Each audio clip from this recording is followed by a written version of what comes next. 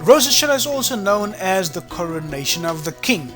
The Feast of Trumpets is known as the day when the king is crowned. It's also known as Hamalech, which is the Hebrew for the day of the coronation of the king.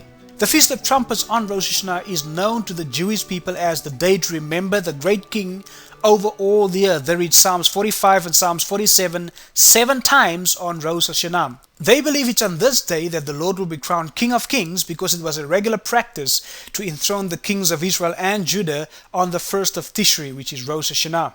And there are four parts to the enthronement of a Jewish king. The first is the giving of the decree, then the ceremony of taking the throne, then you have the acclamation, God save the king, and you have the subjects pledging their allegiance. First of all, the giving of the decree, we see that in Psalms 2 verse 6 to 7, yet I have set my king upon my holy hill of Zion.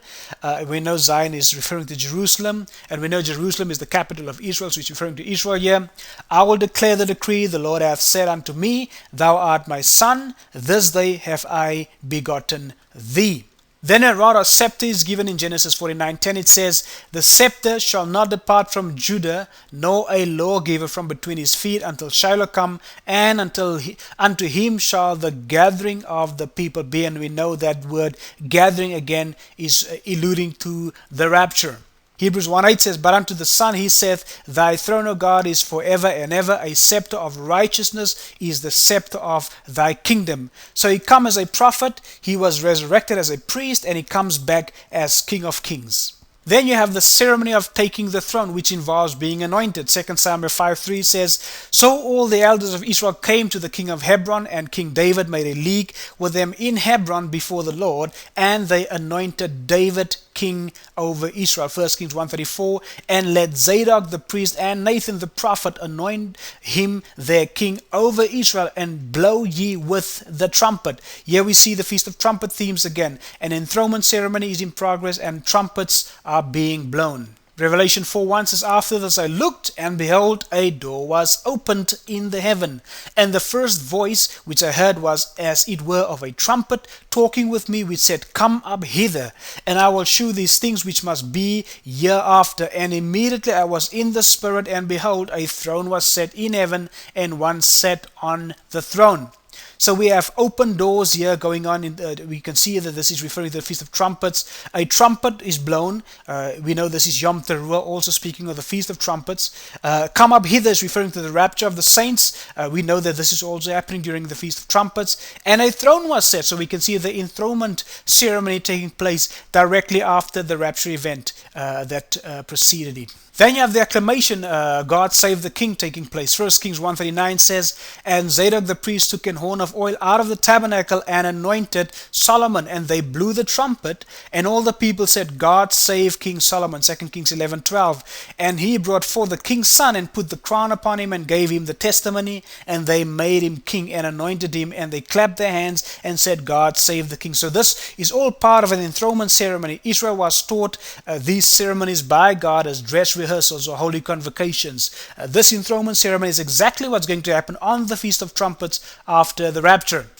Then you have the fourth thing happening is the subjects pledging their allegiance. Psalms 50 verse 4 says, he shall call to the heavens from above and to the earth, that he may judge his people. Verse 5 says, gather my saints together unto me, those that have made a covenant with me by sacrifice. Verse 6 says, and the heavens shall declare his righteousness, for God is judge himself. I mentioned earlier that Psalms 47 is sung 7 times by the Jews during the Feast of Trumpets on Rosh Hashanah.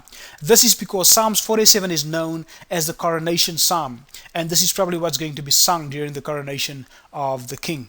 Here Psalms 47 verse 1, it says, O clap your hands, all ye people, shout unto God with the voice of triumph, for the Lord most high is terrible. He is a great king over all the earth. He shall subdue the people under us, and the nations under our feet. He shall choose our inheritance for us, the excellency of Jacob, whom he loved. God is gone up with a shout, the Lord with the sound of a trumpet. Sing praises, O God, sing praises unto our King. Sing praises, for God is the King of all the earth. Sing ye praises praises with understanding.